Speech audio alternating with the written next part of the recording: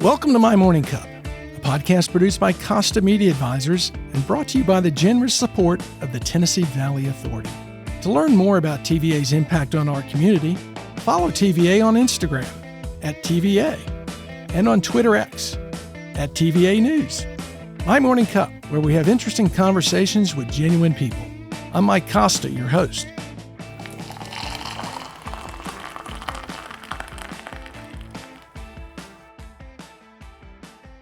My guest this week is Jacinda Woodward. Jacinda is the Vice President of Power Operations for TVA. Unlike many of our Morning Cup guests, Jacinda has been with the same organization her entire career. But, much like many of our guests, Jacinda has had many different and diverse roles at TVA, requiring her to get out of her comfort zone to learn new things. Jacinda, welcome to My Morning Cup. Before we find out how a member of the Hickson High School band who wanted to be a veterinarian became a long-term TVA engineer, let me ask, what's in your morning cup? Well, today my morning cup is black tea, but it's from Banff. And so when we were there last summer, they had this little Banff tea shop. So I went in there and they had this walnut truffle black tea. And I'm thinking, that sounds pretty good. Walnut truffle? Walnut truffle. So it's got like a maple flavor and this walnut nutty. And then it's got black tea that is the foundation. It's delicious. Can you find it here or do you have it? No, but I just ordered. I've gotten low. And so just made my order last week. I expect it in next week. So you're a tea person. I am. Ever been a coffee person? No. No? It doesn't. I love the way it smells. Yeah? It doesn't like me, though. Yeah, it hurts my stomach. That. So, no, tea is the thing, but I like a variety. So I drink green, oolong, white, black, just depends. I like a variety. So I've got a tea subscription. Really? Get 4 teas every month. And so that's a great idea. Keeps it interesting. Right. Well, welcome to My Morning Cup. I'm excited about having you on in our conversation. Not 40 years with TVA. We had a conversation before this. I know you're getting ready to retire, but you wanted to retire before you hit 40 years. Yep. Why? Why that number? I don't know. 40 years just seems so long, right? But why did you not want to hit 40? I don't know. I just felt like it was time to explore some new things. And when I started thinking about 40 years coming up last year, I actually talked to my boss and said, hey, spring is when I want to retire because I love the garden and I love being outside. That time of year is just my favorite time of year because everything just comes alive. The greens, different colors that you see is just gorgeous. And so it worked out that's what I did. And so 39 years, 11 months and 29 days. Not quite, like 39 years and 6 months, but close enough. Well, as I said earlier on the introduction, we have a lot of guests who have done a lot of different careers or jobs in their careers. But you've had a lot of different experiences with TVA. But I'd like to start where I always like to start is the beginning. You're born and raised in Chattanooga? Yes, I was. My parents moved here 2 months before I was born. Oh, my goodness. From where? Well, they were living in Delaware. So Wilmington, Delaware. My dad had taken a job with DuPont out of school. And that was their first place where they had a job, or he had a job, and they did not like it. It was too cold. Up in Delaware? Yeah. I mean, they were from lower Alabama, Florida area, Panhandle. And so they were like, we got to get closer to the South. And so this job came open in Chattanooga and they took it. Well, DuPont brought a lot of people here. Absolutely. Yeah. Particularly a lot of folks who settled in Hickson. Mm-hmm. That's right. So you went to Hickson High School and in the band? Yes. I played the clarinet in the band. And then I also was in the rifle corps. And so my junior and senior years, I twirled a rifle for marching band and then played clarinet in the concert band. And one of the things you told me was you were a tomboy. Yeah. So tell me a little bit about that. Growing up in Hickson as a tomboy, what did that mean? You liked being outdoors or you liked playing sports? Yeah, I mean, I did. I liked being outdoors. We lived in a little neighborhood that had a vacant lot close by, and we called it the Red Desert. It was like, because you know that red clay that you get here in Chattanooga. So it had like a little trail, and it was a loop, and you could ride your bike all the way around it. And most of the people that were my age in the neighborhood were boys. And I'm like, okay, well, that's all right. We'll play ball. We'll ride bikes. Yeah. And it was great fun. Climb trees. My mother would go, get down from the tree. Be higher than the house, and I'm like, I'm fine. That's a great way to grow up. You know, and it's unfortunate that there's not a lot of that anymore. I know. That's so true. I mean, I don't think I would just say, okay, kids, go to that vacant lot and hang out, right? And growing up at that time, it was you got on your bike and you were gone all day. Right. Exactly right. And you knew at sundown you needed to come home. It was time for dinner. Yeah. And if the streetlights came on, you were late. Exactly right. And as a kid growing up, you said you wanted to be a vet. Yeah, I don't know why. I mean, I guess I love animals, and I thought, well, that'd be a neat career. And then I started thinking about what that would really entail. And, we had some cats that had gotten in fights that my dad doctored. And I'm thinking, I don't think I want to do that. And so pretty soon I started thinking about what else could I do, Yeah. And so you went, I think you mentioned your dad was a chemical engineer and you were going to kind of follow in his footsteps. Yeah. I decided that engineering probably would be a good fit for me. Relatively curious about things, liked science, liked figuring out how things worked. Yeah. And so decided that I was going to go into engineering, thought about chemical engineering at first. Yeah. Did my first couple of quarters at Auburn and decided that chemistry was really not my friend. I needed to find a different friend. That's a tough major. My It is, goodness. yeah. So you end up at Auburn. Why Auburn? Well, I looked at UT in Knoxville.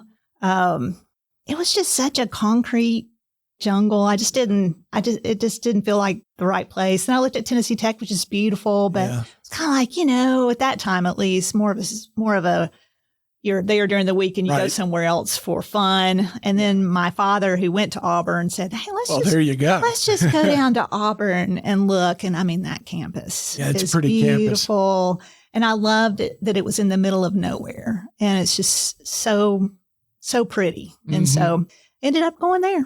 Did you ever roll Toomer's Corner? I did not personally roll Toomer's Corner. And so there are cameras now. I know, right? Well, my first quarter at Auburn was in the fall. And so I did all the ball games.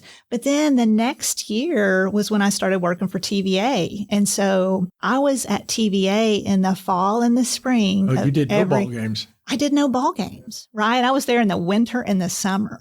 Oh, and gosh. So what was I thinking? I don't know. Winter and summer in Auburn, Alabama, yes. and it's as cold and as hot as it's going to be. I don't know. And it gets hot down there because I spent a little bit of time in Montgomery. I grew up in Memphis, but man, it gets hot. Montgomery is hot. Yeah. Yeah. And Auburn's hot. But it was just the way it worked out. I wanted to get a job that took me back closer to home. That makes sense.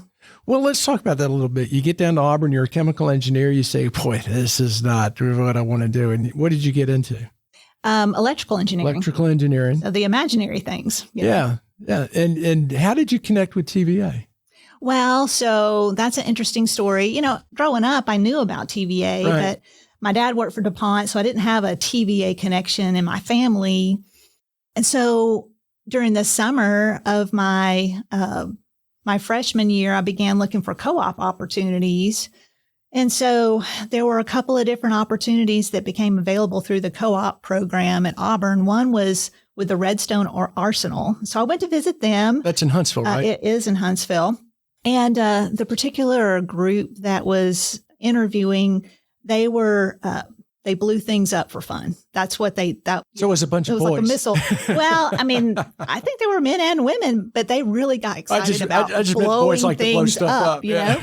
And I was like, no, I don't want to blow things up. And then TVA was advertising. And I thought, well, that'd be great because I could live at home. And I guess the added bonus was I had already met my husband-to-be at that time. And he was in Chattanooga. And I was like, man, that'd be great. I could be home. Were pointing. Yeah. All signs were pointing. So I accepted that job. And that's how I got to TVA. How important are those co-ops, particularly for a technical degree like you had? I highly recommend an internship or co-op program just because it allows you to get that hands-on experience and to really understand, is this something I want to do?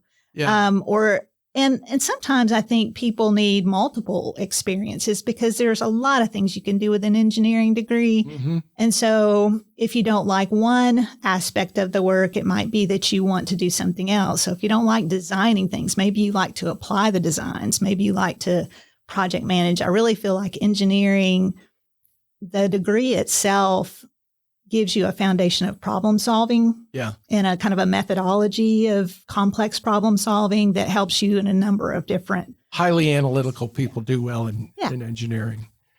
But from the perspective of foot in the door, how important was that? Oh, for me, it was absolutely 100% the reason I got hired. Yeah. Because when I graduated in 1988, Marvin Runyon was the chair. Oh, and he was charged with let's Carvin pare Marvin, it back. right? Carvin Marvin, yeah. They were laying people off left and right. I was on the payroll and leave without pay status because I was a co-op student and they were considered employees and they put you on leave without pay when you go back to school. So I was on the payroll, so they didn't have to hire me. Yep. They just turned my pay back on. And I flew under the radar screen. I'm one of very few people. That's fortunate. Oh, just, blessing. Well, and you brought out another important thing about co-op programs is you're getting paid. Yes. Yeah, because a lot of internships are for credit and things like That's that. right. But co-op programs are designed with the school and the employer in mind. Yeah. And I think, for me, it allowed me to help pay for my time at school, right? My tuition, my apartment. My parents were footing a lot of the bill, but I wanted to be able to contribute. And so having those dollars at the time, it was pretty. It was like $6 an hour, I think is what I started out with. That's pretty good. Hey, the going wage at the time was $3.35. Yeah. So, That's a pretty good deal. Yeah. So you start that your sophomore year, you do it junior, senior, you're getting ready to graduate. Do you automatically say, I'm going to work for TV8, or did you look anywhere else? By that time I was like, this is an interesting place to be. They do some really cool stuff here. It was where I wanted to be locationally. And so it just seemed like a no-brainer. So what are the next steps? You get out of school and they bring you back to Chattanooga? So actually the quarter before I graduated, fall of 1987, my husband and I got married. And then in January, I had to go back to school to finish my last 10 weeks. And then as soon as I got back, I just started as a full-time employee with the group that had hired me for a co-op. Mm-hmm. And where was that? That was downtown in Chattanooga. It was a part of the Nuclear Emergency Preparedness Group. And I got to travel to some of the different places for joint information centers, in the unlikely event of anything happening at one of our nuclear plants, there's an emergency preparedness program that helps. And what does that do? Well, I mean, generally what it did and what it continues to do is just it allows TVA and the local officials to have a way of coordinating and communicating in the unlikely event that there's an issue.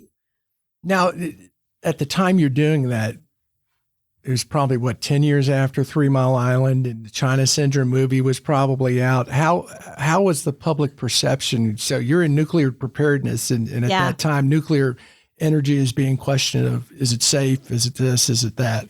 I think people still question whether it's safe. There are certain people who are very wary of it, but I will say, from an engineering perspective, the controls that are around how that reactor works is incredible, and the safeguards are very well designed. And so I think it's certainly a very important part of TVA's portfolio.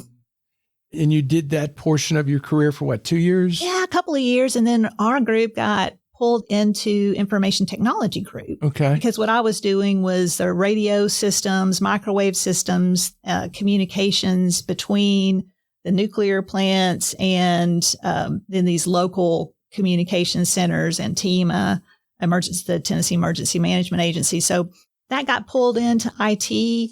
And so I got to start looking at other forms of communication. So we replaced all the telephone systems at the nuclear plants. That was pretty interesting. Started putting fiber optics in, started putting local area networks in because there weren't local area networks at the time. All right. That was late 80s, early 90s. That all that infrastructure was just getting started.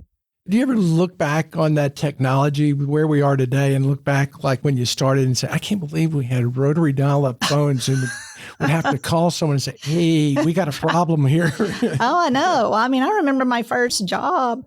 We had a bullpen. There were like 5 or 6 of us, and we had one phone. Yeah. And there was a couple of guys that were, they smoke all day long, and I'd come home with a headache. And I'm like, you think about it now and you're thinking, man, this is crazy. Different world. The only people that had a typewriter were the assistants that, had the access to the word processing. You had to write stuff out and give it to them. It was the dark ages. Yeah. But you were really on the cutting edge when you moved to information technology, because that's really when things started to change. Yeah. And I guess the computer or the laptop, not the laptop, the desktop computer was introduced to the workforce. Yeah. To a great degree. The big brick of a thing. Yes. And I mean, we just didn't have those, right? We had a mainframe, and you had monitors that connected to that mainframe. Right. And then, as you said, as the local area network started happening and the internet started building, people started getting their own computer. And we thought that was just like, yeah, that was revolutionary. Yeah. Now, in terms of coming out of school with your electrical engineering degree, did you have to do anything when you moved into these other positions in terms of training or? No, actually my minor in my electrical engineering degree was around communications. But I didn't use as much of that technical design related information. My career has been more about like systems integration and project engineering, project management, getting people to agree to do things, helping them understand the importance of doing things. And so I really feel like that the engineering degree gave me a ticket, right, to the dance. Yeah. And then I was able to decide which direction I was going to head. That's a great way to put it. It gave you a ticket, gave you entry. Yes, absolutely. And part of that, then you moved to, is it transmission maintenance? Yes. And what is that? Well, all of the wires, the big towers that you see, the transmission power supply part of the company transports electrons from the generating units to local power companies like EPB here in town. And then the EPBs of the region take that to homes and businesses. So with the towers and the wires, that's all transmitted. Yep. You ever ride on one of those helicopters? Yes. Really? Yes. What's that like? It's fun. I love helicopters. The helicopter group, that is some fun stuff. They help us a lot, right? Now, aren't they fixing those in the air? I mean, because they're not grounded, they're able to handle the power lines? They can. And those people are special. When we began fixing the helicopters to where they had those platforms and people could sit on the edge, they were like, Jacinda, you want to go? You can do this. We'll strap you. And I'm like, inside the helicopter. Thank you. No. So who was the first guy to get on the platform and grab those? I mean, so he had to have lost a bet. I don't know. Right. And I mean, that whole hot work has been, I love that term, hot work. It is. Yeah. Well, it's live. Right. Yeah. And so, but you're right, because you're in the air, you're not grounded. The wires are not grounded. You can't actually do that kind of work. But yes. And there's a process to it, and you have to be very prescriptive about following that process. And they do. They're amazing. Linemen are amazing people. Yeah. And to be clear, you weren't doing that. You were part of the group. No, I was part of the group doing that. And so, had a lot of different experiences in transmission. Started as in transmission maintenance. And my job was really to look at all of the equipment that's required to do the communications and controls for all of the infrastructure. We have about 16,000 miles of transmission line. And so all of that is controlled through a control center here in Chattanooga. through a supervisory control and data acquisition system. And so my job was to figure out, how do we go about maintaining this system for high reliability? So some things might be redundant. You could run those to failure and you wouldn't have an operational impact. Some things were highly important and needed interval-based maintenance to keep them reliable. And then some things would tell you when they were sick. And so figuring out what that program was going to look like was my job. So you're doing all this at the same time you're married and you're starting a family too. Yeah. It sounds like a lot. It was an interesting, a lot going on. Yep. Very fun though. How'd you manage that? Well, when we were expecting our first daughter, we started talking about it, right? What are we going to do? There's a lot of different options. And at the time, my husband decided he went back to school after I graduated and got his degree in human resource management from UTC. But he had not found anything that a company they loved. By that time I'd been with TVA about 9 years, including my co-op experience. And so, he was like, I can do this. I can be the stay-home parent. And I was like, are you sure? Because that's a lot of work. What year is this? This was 96. Okay. Yeah. So you're a little ahead of the curve on that in terms of the stay-at-home dad. Yeah. He was very brave. Because a lot of his friends were like, oh man, that'd be so great. I'd be out on the golf course all the time. I'm like, he would not be out on the golf course. You got a lot to do, buddy. You have no idea. But he was such a great dad. Never had to worry once about what the kids were doing. He's just very safety conscious, very, very much about making their lives great, So was this at about the same time that you moved to the advisor role for the SVP? Actually, that was in a 1999-2000 timeframe. Okay. And so, that was a pretty big deal because I had been an engineer and this role was a management role, right, even though it wasn't managing people. And my father had always said, he was like, look, you got this engineering degree. Do not go into management because people are difficult, problems, things are easy to manage. And you spent all your time on that. Yeah. And so I believed him for a long time, but I had this leader that asked me to do this. I always admired how he led. Yeah. And, previous to him asking me this, I had told my husband I'd been working with the senior advisor for the COO, and I'm like, man, this job is so cool. You see the big picture. It's a very interesting job. And so when I got offered, it was like an offer too good to refuse. Yeah. And so I took it. Guy you went to work for, was he a mentor? So how did you have mentors through your path at TVA, and how important were they to you? Yes, absolutely. So Terry Boston was this particular mentor, and I met him through some of the work that I was doing on this program development. Mm-hmm. And, it was really funny, the conversation that we had, because he is a ball of energy and he's a multitasker. He's thinking about 6 different things at one time. And probably in your conversation, you're going to hear about those 6 different things. And I told him, I'm like, Terry, I don't think like you. I can't work like you. I've got a 3-year-old, are you sure this is going to work out for you? And he was like, I don't need anybody to think like me. Yeah. I think like me. I need somebody who's very linear in how they think. And then how many hours you work is up to you. You know what your priorities are. And he respected that. And I, learned so much from him because he was a leader who led through influence, not through position or power. And people respected him because he treated people well, no matter who you were. And he was so smart. He could carry on a conversation about any aspect of the transmission system. And he asked good questions. He just great person.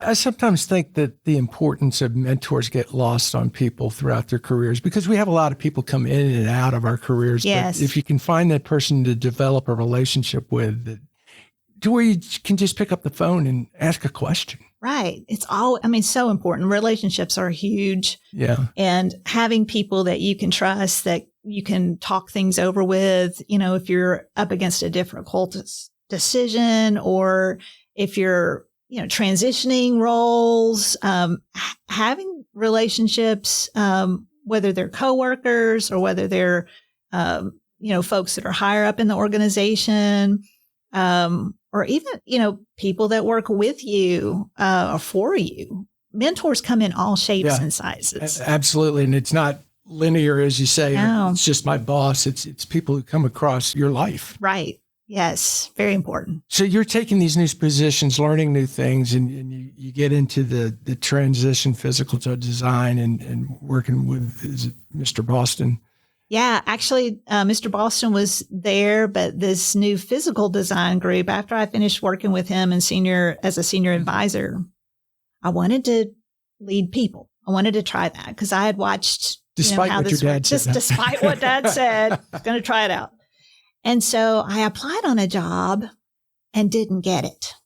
Was that the first time that happened to you? Yes. That's not a good feeling, is it? No, wasn't, because I felt like I was well prepared. Yeah, you were the best person for that job. I felt like I was, I didn't know if I was the best person. Obviously, I wasn't the best person for it. But, what I did do was go back to the person who was doing the hiring and say, hey, what could I do to be more prepared next time to compete better for this job?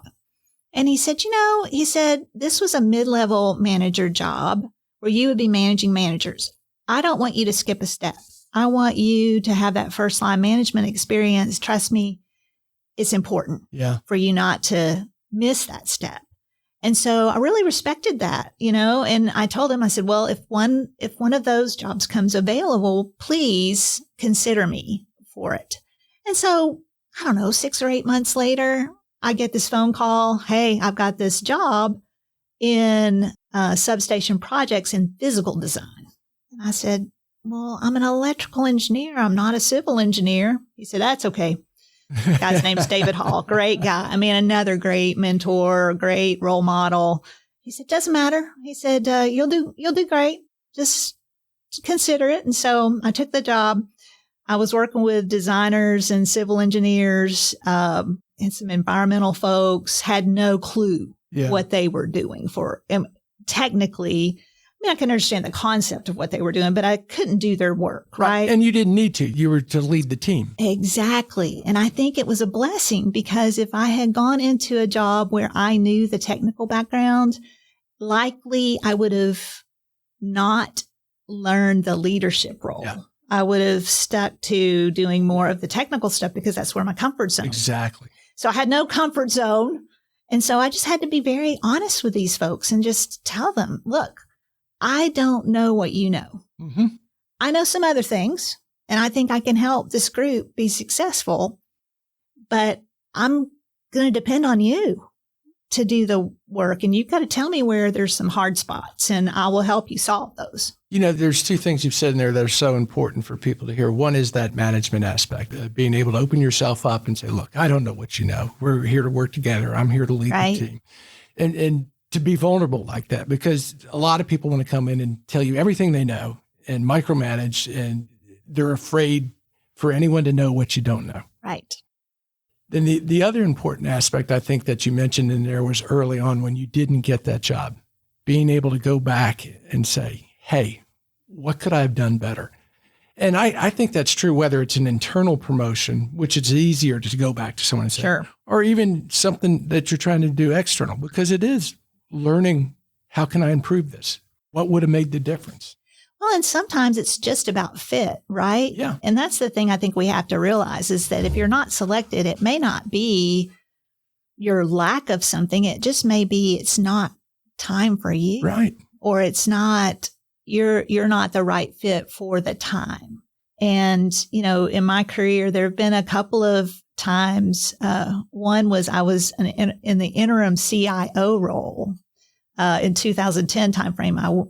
I had gotten a VP role in power or in transmission power control systems, and it was like the perfect job. And the CEO called and said, "Hey, I need you to do something for me. I need you to go over to IT and manage that group while we find somebody. Mm-hmm. And when that selection came, the fellow who was selected gave me a phone call and he was like, I am so sorry. I know this must be disappointing. And I was like, man, if I were supposed to have that job, you wouldn't have gotten a phone call. Yeah. I believe things happen for a reason. And so it's a great perspective. I think that's what you have to think about too when you're not selected for something. And your career's going along swimmingly. You're getting the promotions and you're learning things and you're expanding your horizons. And then 2000 hits and you have some life-changing events. You want to talk about those? Yeah. So in 2000, Taylor was 3 years old. And we had decided we wanted to try to expand our family, and we tried that. I got pregnant, but we lost. I'm sorry. We lost that little one. And so I'll see him or her one day in heaven. I believe that. And then, we were like, okay, well, try this again, and tried it again and lost another on Valentine's Day in 2000. Hard. And that was just heartbreaking. It was just, but it was a time where I learned a lot that I needed to know. And that was that I'm not in control. And, we all love, maybe not all of us, many of us, including me, like to control, right? Well, and you always had control, didn't you? Pretty much, right? And so I learned that only God has control. And I think God used that in my life to help me understand that He has a plan for me and that He will provide. And it may not be exactly what I wanted it to look like, but it'll be in the long run, things will work out for His purpose. And so I really grew in my faith at that time. And fortunately, we had our younger daughter. She came along in 2003, that was a whole story in itself, just how that all came about and what an answer to prayer it was. And then in 2005, went to the doc, and then just for my annual checkup, and the doc says, your blood count's a little low, just for you, not extremely low, but it kind of stuck in my head. I'm thinking, well, what does that mean? My dad had Crohn's, and so he dealt with like low blood counts and things like that. So I went to my primary care guy again. I was like, hey, this bugs me. I really wonder if there's something going on there. Well, and he'll tell you this day, I don't know why. I just said, let's just do a colonoscopy. But he said, because he could have put me on iron. Yeah. He could have just waited, right? But he didn't. And so did the colonoscopy, cancer. Oh my goodness. And so colon cancer, I was 40.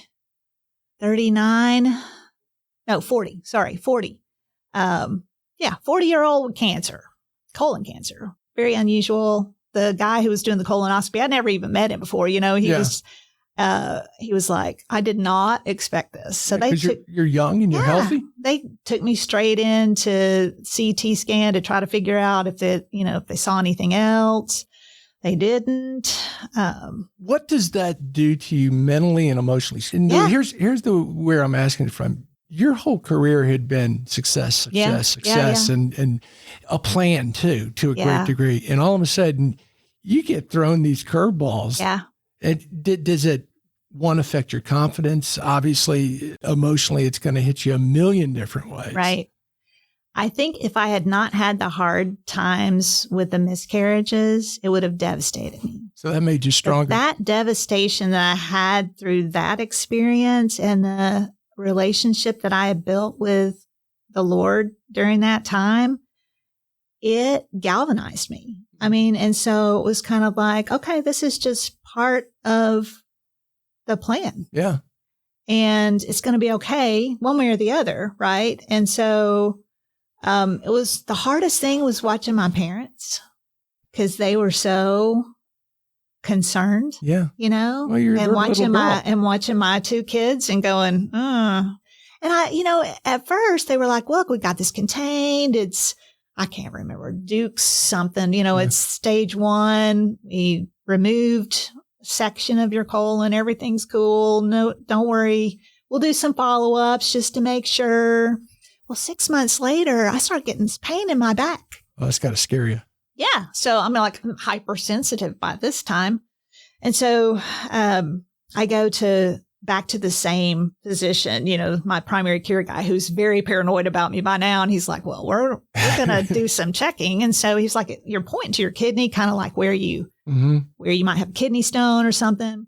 Well, they did a CT scan, and the CT scan caught part of my liver, and in my liver were spots. And it was colon cancer, metastasized to my liver. Jeez.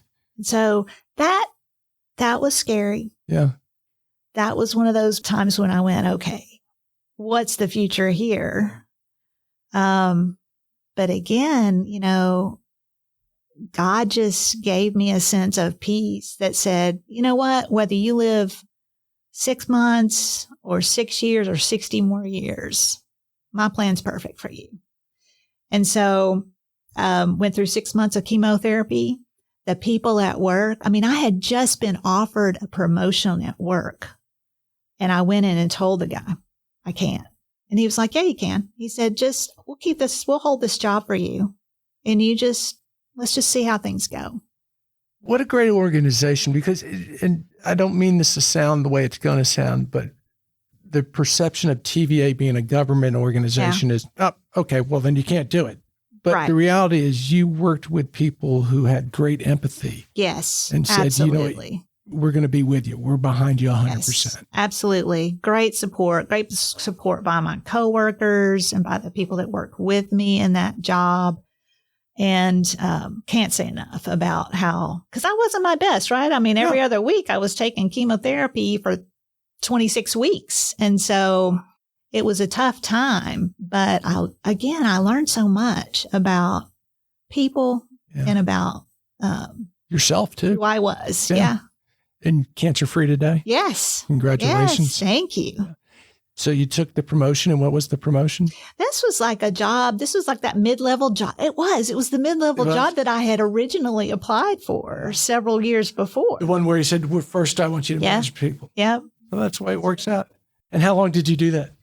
I don't know. I did that a couple of years. And then that's when we consolidated all of the power control stuff into one organization. So there was the field maintenance pieces, the control center, all of the SCADA controls and the software and programming that goes with that. And then there was the design pieces. So all of that became one entity, and I got to lead that organization. So much fun. And that was the resource and river management? No, that one was... that was power operations, what you're doing now. No, it's so confusing. But this was all in transmission. And I have a map. And then I did the river and resource management after transmission. And that was hard because I love transmission. I'd grown up there. It's 20 years of my career was in that space. And so when I was asked to move to this other organization, I was like, I don't know. I don't know about that. I really like what I'm doing right now. But again, a mentor of mine, I called him and I was like, hey, this is what I've been asked to do. What do you think? And he said, his exact words were, you can lay down in front of that train if you want to, but I don't recommend it. And so I moved to that new role, and it was so fun to see another aspect of TVA and how we impact the people in this region. So the natural resources stuff, all of the river management, incredible. I've got a couple more questions I want to get to before we run out of time. And one of them is, talk a little bit about the pandemic and how TVA got through that. And then also some of the energy generation requirements that these storms affected. Yeah. Pandemic, that was crazy for us all. But I remember going to the office in January of 2020, and it was normal, right? This was pre-pandemic, but we had an emergency management guy in our office, and he had worked for the state of Tennessee prior to coming to TVA. And he came into my office in January and he was like, hey, there's some rumblings about a novel virus. And so I think we need to start brushing off our pandemic response process and procedure.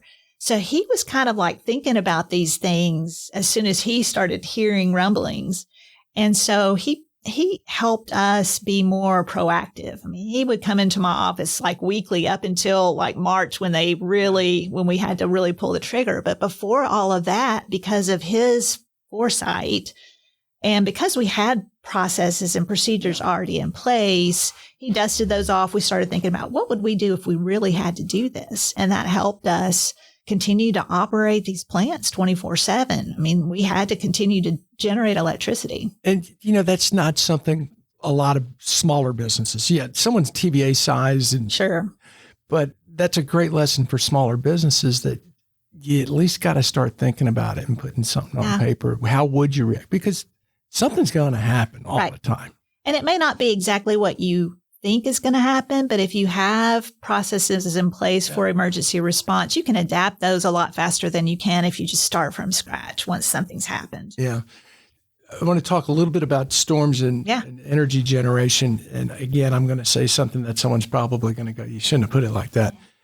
Why is it that when in the Tennessee Valley we have storms and high energy uses, we're not affected the way Texas is? They can't even keep their lights on.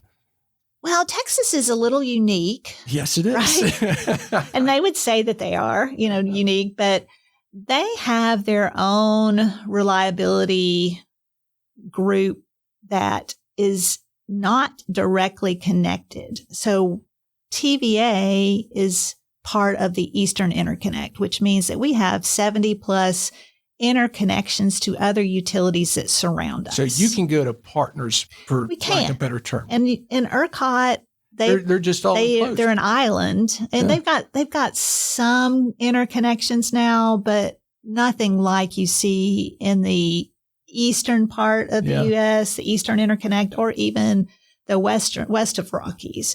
And so for us, we routinely partner with our entire Eastern Interconnect. Well, that makes sense. I think TVA is something that has been in this region for so long, we all take for granted a bit. But when you talk to someone like yourself and you learn a little bit more about it, it really tells you how lucky we are. Well, it's a very important thing that we do, right? We know that people expect to come in their house, flip on their light switches, and it all works. And we're invisible in many ways. And you want to be. And that's exactly right. Yeah. Because we want that high reliability. We don't want people thinking twice about, okay, am I going to have power today or not? I compare it to an offensive lineman in football. Right. You're not supposed to hear the offensive lineman's name. If you do, they did something wrong. Right. Yeah. Likely. Before I get to the last question, sure. I do want to recognize TVA's generous support of My Morning Cup. And follow TVA on social media to learn more about its multifaceted mission of service, and visit TVA.com/do good here to explore exciting TVA career opportunities, which I imagine some co-op programs are under there too. Absolutely. Yeah. What a great place to start. Last question. I've really enjoyed the conversation. You've had a tremendous career, and what a way to cap it off too. What would you tell your 25-year-old self is important for a happy life? I think to realize that you can't control everything, and that's okay. Yeah. And to not be afraid of doing things that you might not feel completely confident in doing. Most of the jobs I've taken over, every job I've taken over the past decade, I thought, wow, this is pretty sizable. I might not have all of the skill or abilities that I need to be successful, but I believe that no one does, right? Yeah. And so, finding the people that have different strengths than you do, working together as a team is so important. And so building those relationships and depending on others and working as a team to be successful is what I think I would tell my 25-year-old self. The fear thing is important, because a certain amount of fear is healthy, but it can also be paralyzing. Sure. And you do have to take chances. And we've talked to a lot of people on this podcast, and that comes up, quite a bit. You mentioned not knowing everything. And I would imagine some of the roles you've taken there, initially, there's probably some imposter syndrome. Oh, absolutely. Yeah. No doubt. It's like, what am I doing here? Yeah. Yes. We could talk a whole 45 minutes about that.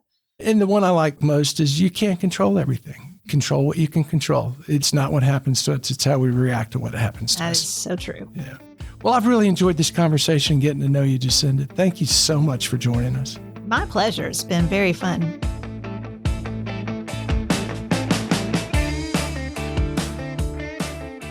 Thanks for listening to My Morning Cup, a podcast by Costa Media Advisors. If you liked this episode, please share it with a friend. I release a new episode each week, so be sure to subscribe on Spotify, Apple, Google, or wherever you listen to podcasts.